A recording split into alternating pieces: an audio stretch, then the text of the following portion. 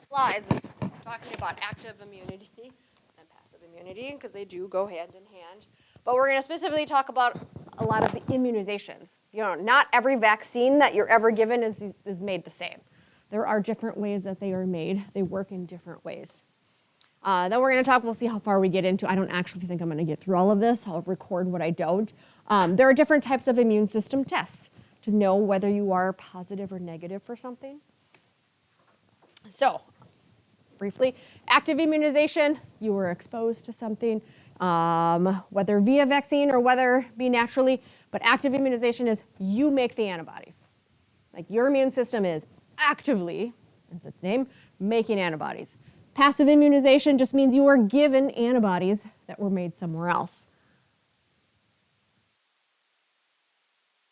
Now, we do have a lot of vaccines out there today. We're still working on developing more. And we can see the benefits of vaccines. When we introduced the vaccine for,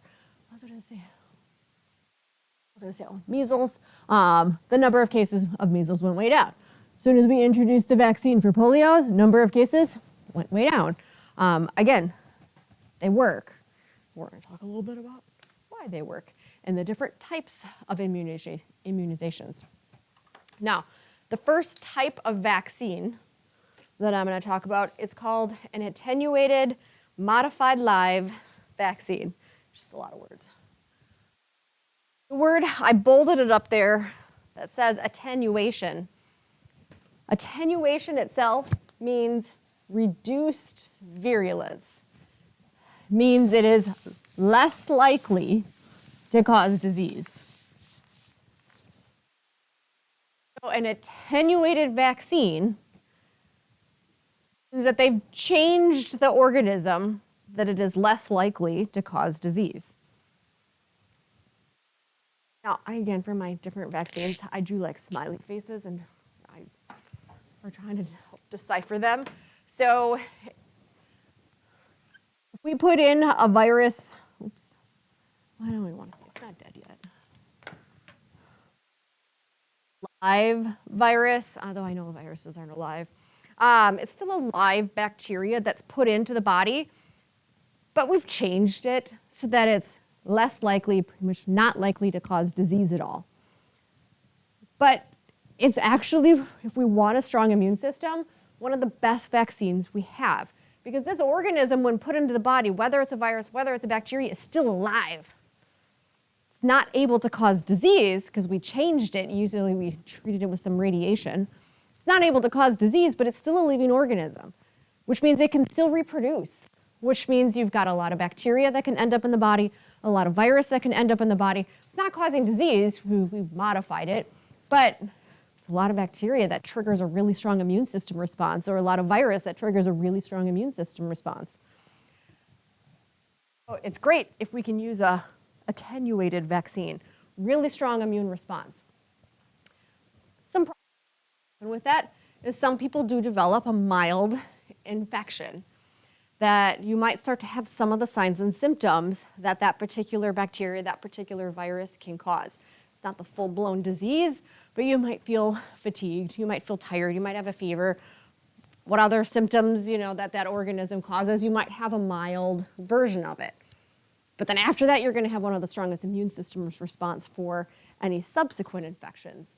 And one of the cool things about it is that because you are because you are given a live organism, can't cause disease. If I was just given a vaccine this morning and I have this modified virus in my body, a modified bacteria in my body, it's in my body. I could sneeze on you or cough on you, and I could actually give you my modified virus, my modified bacteria, and I can actually vaccinate you just by being in close contact with someone. Is because it's still in your body for a short time before your immune system kicks rid of it. And so you can do what's known as contact immunity. By immunizing yourself, you could actually be immunizing close people around you while that organism is still alive. Now, my last question. What population is susceptible to problems with this type of vaccine? So this is a living organism. Again, it's been modified so it can't cause disease. And the idea is that can reproduce, our immune system will recognize it, and it will get rid of it, but develop a strong immune response and a wonderful memory. Any guess what group of organisms this does not work well for? You would never give this to. Note, the immune system has to recognize this and do something about it.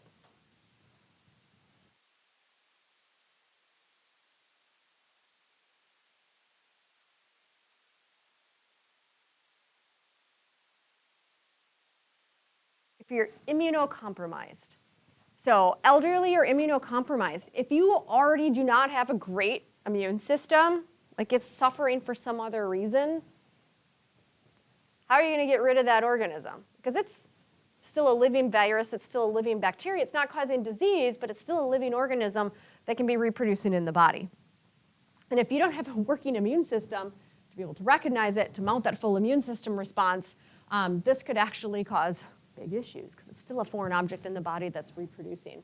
And so attenuated vaccines are never given to generally elderly or immunocompromised individuals. It's usually also not given to pregnant women as well, just because they're like, well, you just don't want to even worry about that, that there might be some type of reaction, because we don't always know the immune status of every single person. So we don't give it to immunocompromised individuals. Vaccine is called the inactivated or killed vaccine. So this was my attenuated. It's still alive. An inactivated or killed vaccine, literally, I've killed the organism. Now, we can do it in one of two ways. One, we can keep the organism as a whole. I've just killed it. So there's absolutely no way it could reproduce. I could even not only kill it, but break it apart. These are all the parts, of my little smiley face I just broken down.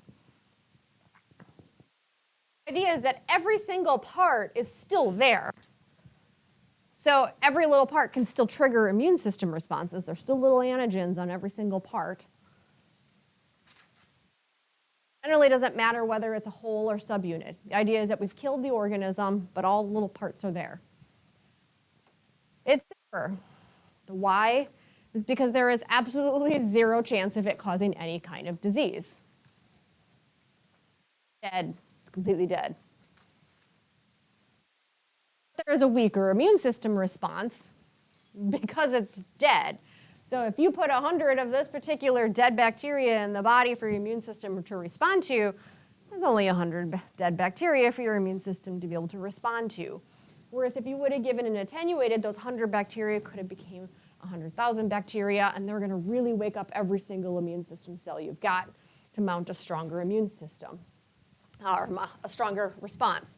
So usually these vaccines require multiple doses to kind of like keep waking up our immune system. Kind of like, remember me? Like, are you sure? Maybe we need a few more memory cells to really have a strong immune system response.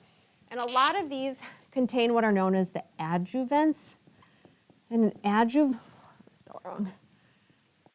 adjuvant just increases their effectiveness. Some type of, I don't want to say chemical, but it's always some kind of chemical. Some type of chemical that kind of wakes our immune system up a little bit so that it's a little more active, a little more alert. I like to think of it as like your caffeine in the morning. It kind of wakes your immune system up like it wakes you up, and you're a little more effective at what you do after you've had your caffeine. So a lot of these have some type of chemical in there to kind of wake our immune system up. So our immune system can recognize things and actually do a little bit more.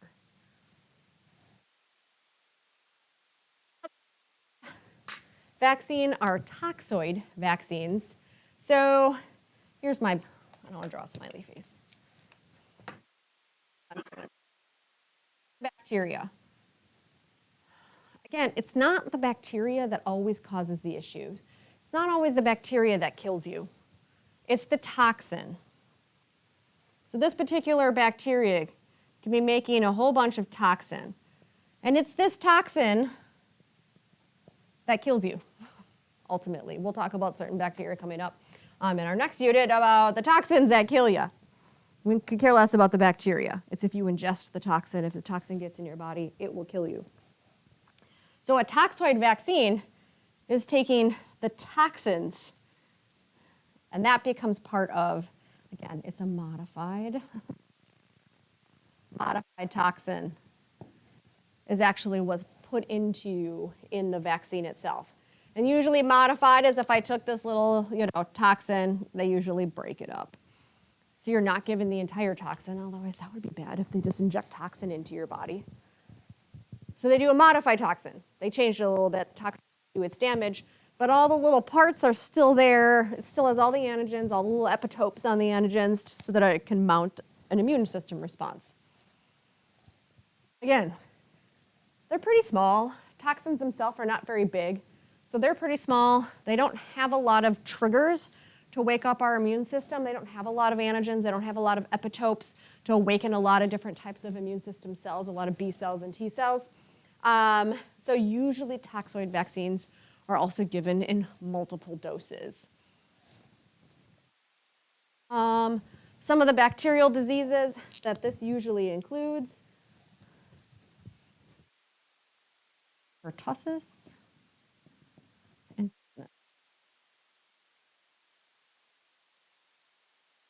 again, it's usually the toxin that does all the damage. The bacteria itself usually doesn't kill you.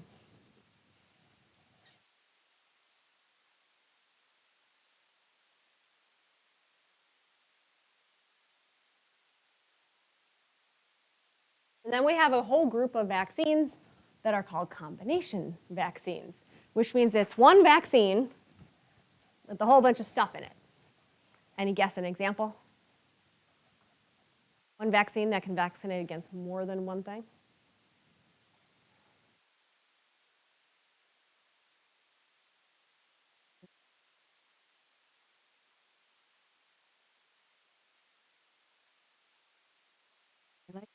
Is the flu shot against just one strain of flu?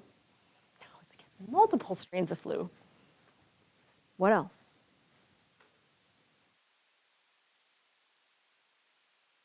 Starts with an M?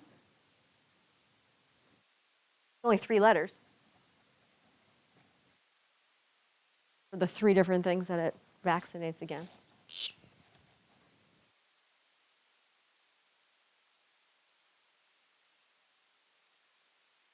The MMR vaccine, one vaccine that vaccinates against both or all measles, mumps, and rubella. All things we'll talk about when we get into viruses. A brand new one, I had to look up the name of it this morning because I couldn't remember, because it just came out a few years ago as a vaccine called Vaxelis. It just came out in the fall of 2020. And it's a hexavalent vaccine. Based on its name, any guess? How many things it vaccinates against? 6. So it vaccinates, it does the whole DTaP, diphtheria, tetanus, and pertussis. That's 3 of them. Then they also included, so that's really like 3 things there. It adds in polio, adds in Haemophilus, influenza type B, and hepatitis B. Shot. Why is it good to do?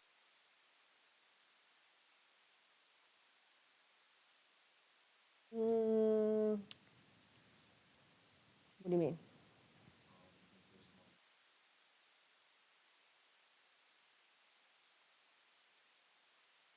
It work harder, because it's not really going to work harder. It's still going to do the same thing. But one shot makes you immune to a lot more stuff. If you're a parent and your kids go through lots of vaccines, are you more likely to say, sure, give my kids 6 shots today, that sounds awesome, or sure, you can do 1 shot, I'm okay with that? It's more likely that we'll choose vaccines and to get vaccinated if it's easy. And so the more things we can combine, the more likely it is people will do these vaccines. Because honestly, I'm like, I'm not gonna lie, I'm like, this was not out when my kids were young. And there were times where like, oh, they need like 5 shots today. So they're like, hold them down, I'm in tears, they're screaming. You know, it's not pleasant for a lot of parents are like, nope, not even gonna go there. Not even gonna do it. Like, we're gonna do 1 shot, you can choose. Less likely that people are gonna get certain vaccines. So if we start having lots of combinations, it's more likely vaccines happen. Now, what's nice is, although we can take the bacteria, we can break it up, we can take the toxin, we can break it up, but that means we have to grow a lot of viruses in the lab, we have to grow a lot of bacteria in the lab. That's time consuming, it's putsy. So now we're just using DNA technology. It's called recombinant gene technology to be able to make the little tiny antigens. Like if I just want this one little snippet, you know, when whatever antigen's on it, if that's all I want to be in the vaccine, I can figure out how to make just that little gene. So this is showing if, you know, this is the antigen, the little red triangle that I want. This is what I want my immune system to be able to respond to as little red triangles like that one little snippet. I can actually isolate the small section of DNA that codes for making little red triangles or that one little snippet. I know what DNA is needed to make that one little structure. I can take that DNA and put it in a plasmid, random pieces of DNA. I can put it in a plasmid and I can put it in any other kind of cell I want in a lab. And because that cell in the lab now has that little piece of DNA, it can start churning out tons and tons of that one little red triangle. It shows it better up in here. Put it in the cell. Now you've got random cells that are just making that one particular antigen.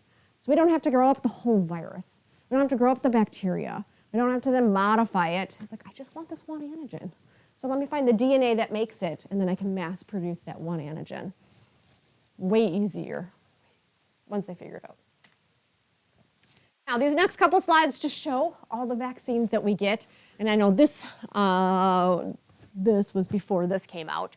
But it just shows like in that first year, couple years of life, we are vaccinated against a lot of stuff. Like right at birth, we get hepatitis B. Then somewhere in that first month or two, you get another booster shot. Then later on, like another year later, you get another booster shot.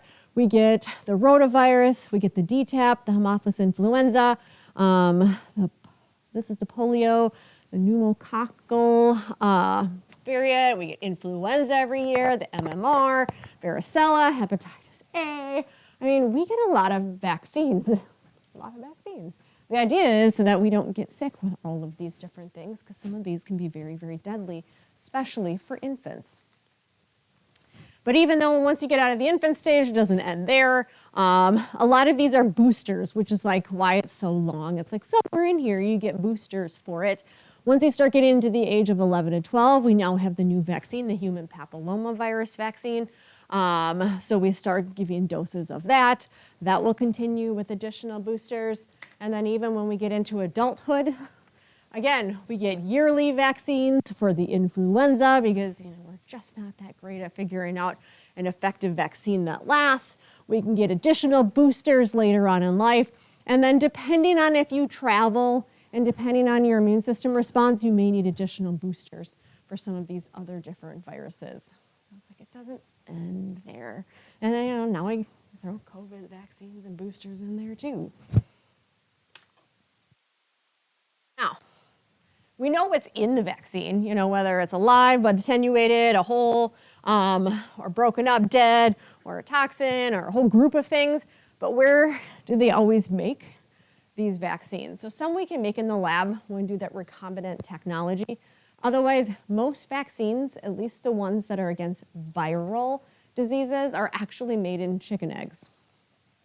The flu virus, the flu vaccine is made in chicken eggs, which is why if you ever go get your flu vaccine, and they're like, are you allergic to eggs? And you're like, I have no idea why that is related to me getting a vaccine today.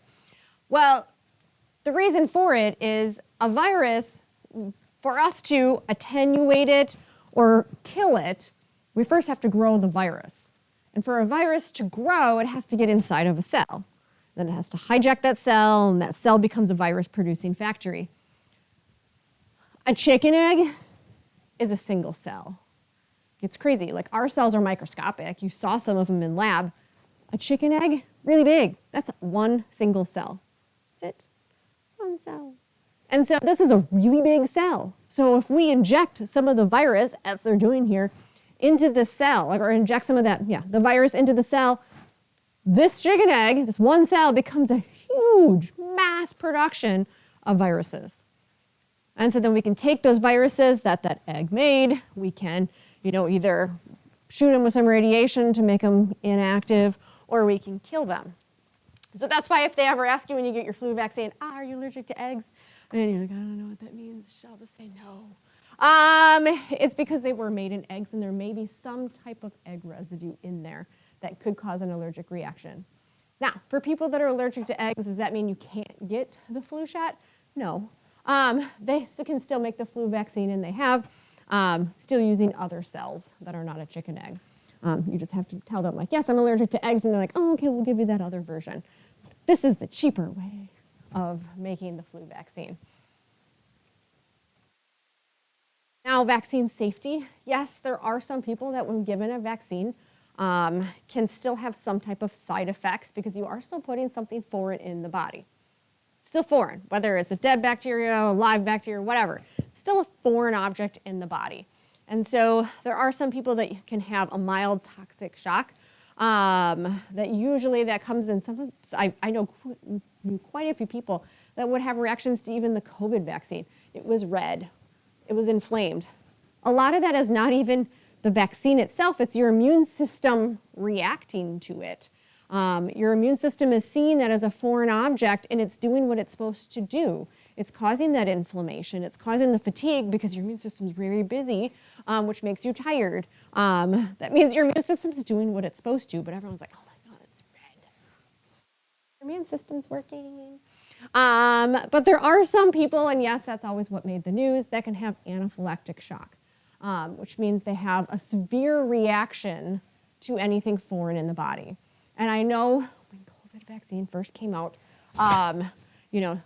millions of people got the COVID vaccine, and like one person went into anaphylactic shock, and they're like, oh my God, it's gonna kill you. The people that actually went into anaphylactic shock knew there was a high probability that that would happen because they've had those strong anaphylactic shock, strong immune system responses to everything. So like they were prepared and were like, yes, I've had bad reactions before. It makes the news. If you do get that attenuated virus, because it's still alive, I mean, it can't cause disease, but it might give you mild symptoms. That can happen as well. One example that it made the news, it's been like a year now, so it's not really in the news anymore. Remember hearing about monkeypox like a year ago? We did actually have a vaccine on the market. And everyone's like, oh yeah, we had a vaccine against monkeypox? Yeah, we did. But it wasn't actually for monkeypox. So the vaccine that cures or stops monkeypox is actually the vaccine for smallpox. So we'll talk about smallpox later. But there's a vaccine for smallpox because monkeypox and smallpox are actually so genetically related and close to each other. When you vaccinate against smallpox, it actually vaccinates you against monkeypox. Problem is the smallpox vaccine is an attenuated vaccine. So this is still a modified live virus that is put into the body. And so there's always going to be kind of a reaction at the injection site. It's called a pox because it causes little pustules, little pustule patches. So people that are given the smallpox vaccine do actually get a big, huge pustule right at the injection site. It's also why it leaves a scar right at that injection site. Did you get vaccinated for it? You're military. I was going to say, because they're really the only people that they vaccinate for smallpox anymore. And it's usually the military because you have a scar that's left by it because of that little pox. But because it's an attenuated vaccine, there's usually some, mild virulence at that injection site for that. My little other vaccines, there is absolutely no data whatsoever that vaccines cause autism, diabetes, or asthma. If you Google it, you'll find something that says they do. But there is no scientific data, and they've done a lot of scientific data that says otherwise. You know, the odds that a child will have some type of severe reaction to a vaccine, I liked it, you know, that they'll have some type of allergic reaction to the MMR or the Hep B vaccine is 1 in a million. So you're more likely to become a billionaire. You're more likely to be in Congress than you are to actually have any kind of severe reaction to a vaccine. I ended that last PowerPoint on this, but again, it's you are given antibodies. Benefit of it, immediate protection. So if you were bitten by a venomous snake, although yes, your immune system can recognize that venom, it could activate B cells, become plasma cells, turn out antibodies, you would be dead before that whole process finished. So it's that immediate protection, is you're just given those antibodies, they're gonna do what they need to do before you die. Limitations, the antibodies that you're given are usually against a lot of different types of antigens. They're not always specific. If you were bitten by a venomous snake, they're not going to be like, oh, did you bring the snake in with you? We would like to identify it. No, they're going to give you an anti-venom that's against pretty much every venomous snake that's out there. So you're usually given antibodies against lots of antigens. A lot of individuals develop what's known as serum sickness. Those antibodies had to come from somewhere. Like we had to expose something, some other animal generally, that those antibodies are grown up in. And that plasma that came from the, that had the antibodies in it, that came from another animal, it's still a foreign thing in your body. And so your immune system can sometimes react to that foreign plasma as well. Now, if any of you donated plasma, I was gonna say, one of the things they can take from your plasma are antibodies. So sometimes that's why they ask you if you've had certain vaccines, is because if you've had certain vaccines, you have antibodies in your plasma that they can then harvest and use as a passive immunity for someone else. So limitations also, it degrades. Antibodies don't stick around forever. You don't have any future protection. The idea is you're given the antibodies do what they need to do, and then the antibodies go away. Because you didn't do anything to get the antibodies, though you didn't even activate the plasma cells fully yet. So you don't have any future protection. But luckily, you're live. What they're going to do to give you a little bit more future protection is they're developing something called a hybridoma. Now, what do you think of when you think of hybrid? Doesn't have to be science related. Yeah, it's a combination. What are you thinking of when you think of hybrid? Really, the only time I usually hear it used outside of science. Hybrid car. A hybrid car has 2 engines. It's got a gas engine, electric engine. A hybrid just means a combination of things. Now, if something ends in oma, like sarcoma, melanoma, what does oma mean? Yes, like lymphoma. If it ends in oma, it means cancer. So we have a hybridoma. It's a combination of 2 things, and one of them is cancerous something, which is this next slide. So we know what the antibodies are needed to do. We know that plasma cells can make antibodies, but we also know plasma cells don't stick around either. So if we want a little bit longer lasting protection in someone that's been exposed to something, we're making these cool little hybridomas to give them a little further protection. So how will they do this? So they're going to inject a mouse. It's better than humans, I guess. A little mouse, but they're going to inject a human with some type of antigen. I don't know. Against something. And that mouse is going to do what it's supposed to do. It's got an immune system. It's going to recognize that antigen. It's going to have plasma cells, and those plasma cells are going to churn out antibodies, just like our cells do. So we could give someone those particular plasma cells. We could even give someone those antibodies, but neither of them are going to stick around whatsoever. We don't have the memory cells left in the body. We also know that we can have cancerous cells, myelomas, cancerous cells. And a cancerous cell just means a cell that just keeps dividing and nothing ever tells it to stop. And unfortunately, they usually divide so quickly, they're usually not even normal. But a cancerous cell just means it's dividing nonstop. Nothing will stop it from dividing. It just keeps dividing. So we can take a cancerous cell that just keeps dividing, and we can fuse it to a plasma cell that knows what antibody it's supposed to make. Because this plasma cells know that it has to make that very specific antibody. We fuse them together. So we got blue, then we got yellow, and they together, blue and yellow, make green. So now we have a cancerous cell, a cell that just keeps dividing and nothing tells it to stop. But it has the information on how to make the correct antibody. So we can now inject into someone this hybridoma that gives them a super long-lasting protection because they have a plasma cell that doesn't stop making antibodies. It keeps making the antibodies that are necessary because it will still keep dividing. It will still be in the body for a whole lot longer. So it's kind of like, let's take what we want it to do, let's add that information of not dying, and we can have these awesome antibodies that are getting made. Because they all are against the very specific thing, they're called monoclonal antibodies. It means that one little cell just keeps making that same antibody all the time. This is comparing the difference between active immunity and passive immunity. Active immunity, first time you're exposed to something, you start to make antibodies, not always a lot.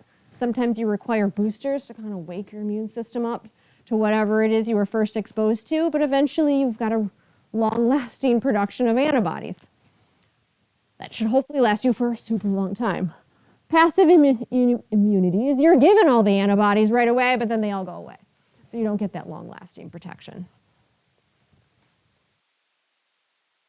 Now, immune system testing. I'm going to see how far I can get in here.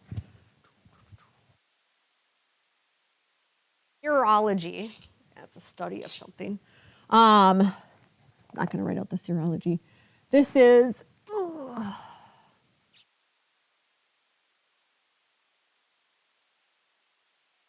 okay. Looking for, sorry if it's getting sloppy, antigens or antibodies in patient serum. Now, I should note what serum is because you'll see the word a lot. All it is plasma minus clotting factors. So I just like to think of it as plasma. So serology is we're just looking, it's the study of looking for antigens or antibodies in patient serum, in their plasma. So is there an antigen? Is there a bacteria in the patient's serum? Is there not? Is there an antibody in there? Is there not? Immune system testing is using serology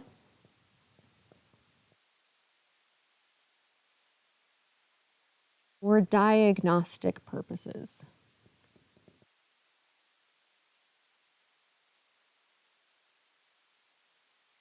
So if you have an antigen, aka bacteria or virus or whatever, in your blood serum, we're going to diagnose you with that particular disease. If you have an antibody in your blood serum, we're going to say, well, you either have an active infection or you were exposed to something. So we're using it for diagnosing patients to know if they have an active infection, if they've had a past infection. Direct testing is looking for the antigen.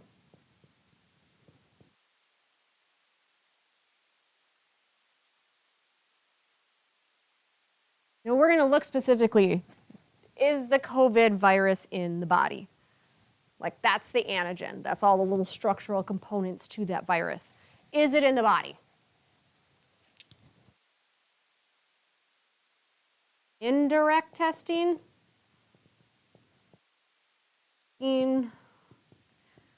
for the antibody.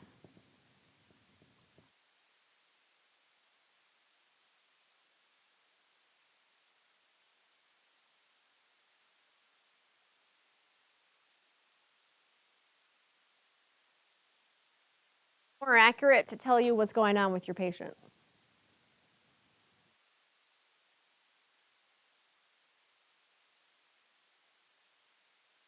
direct is going to tell you what's going on with your patient.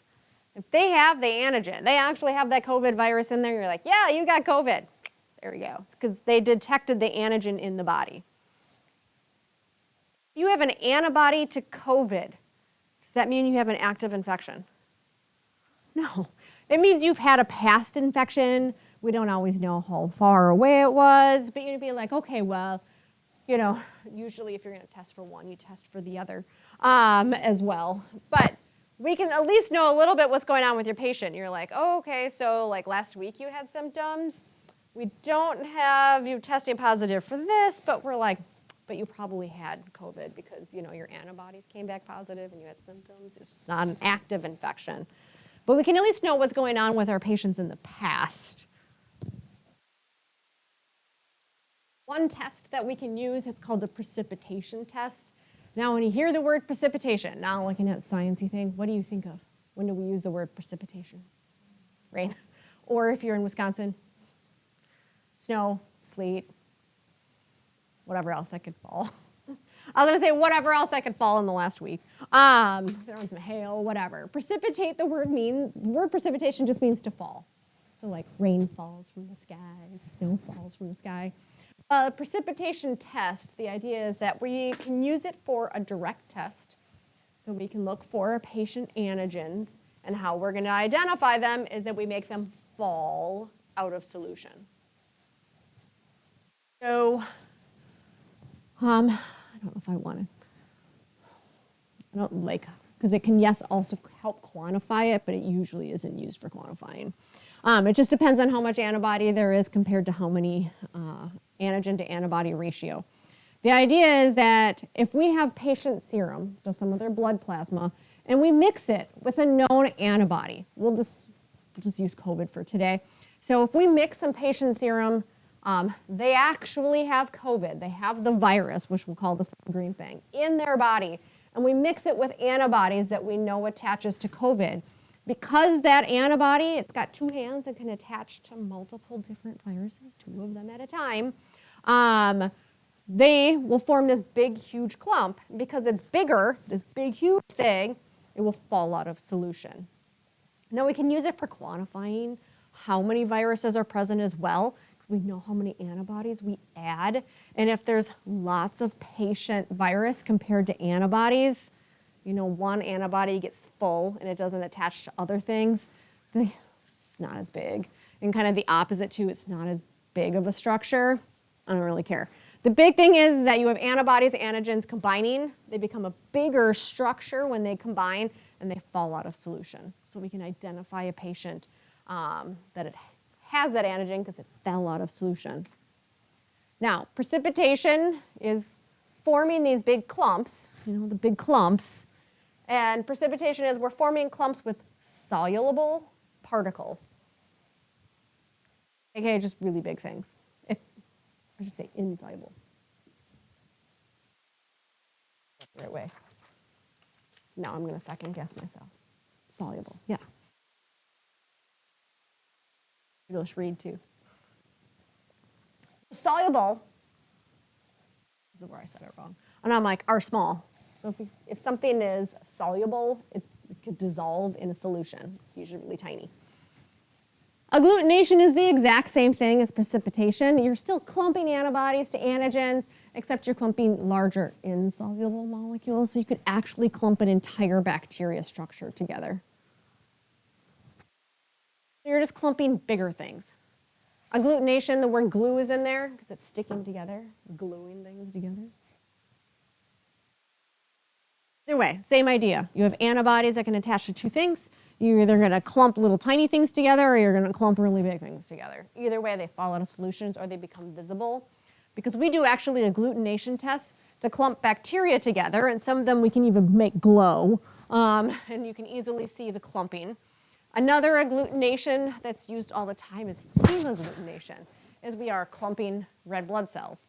Again, they're red blood cells, they're huge, they're not soluble in a liquid, but if you mix the correct antibody to the correct red blood cell, which has antigens on it, you can see clumping happening. And so, have you guys done blood typing? I was going to say, and if you take advanced A&P in person, I believe you do the blood typing. So if you mix blood with antibody A and it clumps, it's because the antigen A is present.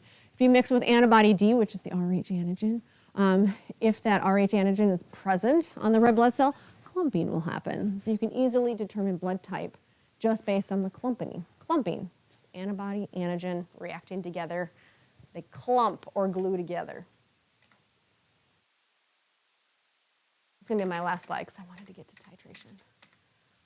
Now, none of you have had chicken pox, because this was my example of if you had had chicken pox, you would have to have a titer if you're going into nursing.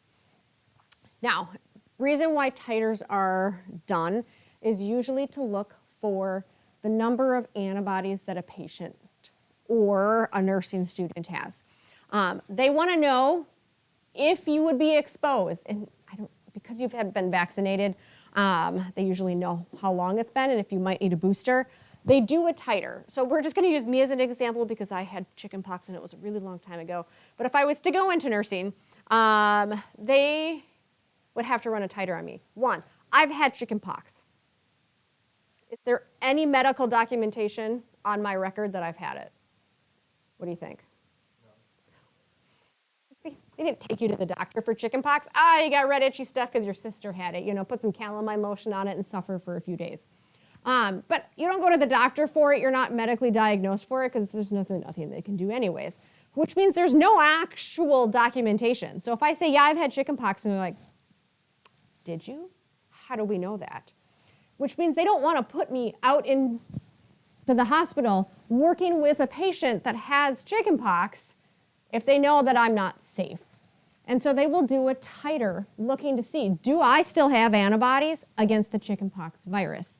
And so what they do in a titer is they will take blood serum, they will dilute it out. So it's just straight up blood serum, 1 to 10, 1 to 100, 1,000, 10,000, and so on. They will dilute my blood serum out, then they're going to add the chickenpox antigen, and they're going to look to see if I have antibodies against chickenpox and you mix it with the actual chickenpox, you should see clumping happening. And so we want to know, well, how many antibodies do I actually have?